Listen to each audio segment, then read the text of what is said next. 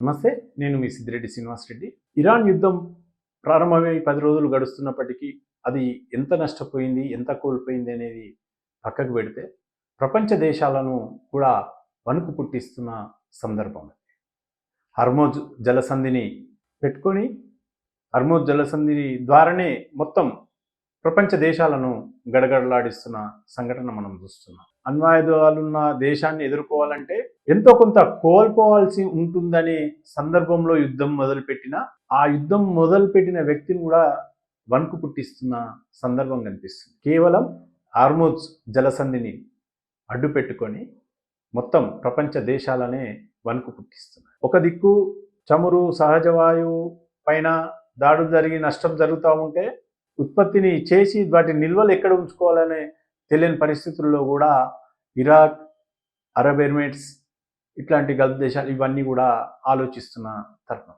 ఇక మిగతా దేశాలన్నిటికీ కూడా ఇంతకుముందు చెప్పినట్టు హార్మోజ్ జలసంధిని పెట్టుకొని అక్కడనే అటాక్ చేయడం వల్ల కూడా ఎక్కడికి కూడా మిగతా దేశాలకు సప్లై చమురు, సహజ ఇంధన వాయువు అందలేక, సప్లై లేక ప్రపంచాన్నే గడగడలాడిస్తుంది.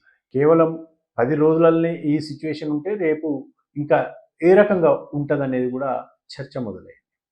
దానివల్ల ఎంత గంభీరంగా బయటికి మాట్లాడినా కానీ లోపల అంతర్గతంగా అన్ని దేశాలకు సంబంధించి ఆర్థికపరమైన అంశాలు నష్టపోయే పరిస్థితి, ఆర్థిక సూచికలు కూడా తగ్గుతూ ఉన్న పరిస్థితి మనం గమనిస్తాం. డొనాల్డ్ ట్రంప్ కొంత దిగొచ్చే అవకాశం కనిపిస్తున్నప్పటికీ బయటికి మాత్రం ఆ గాంభీర్యం కనిపిస్తూనే ఉన్నది.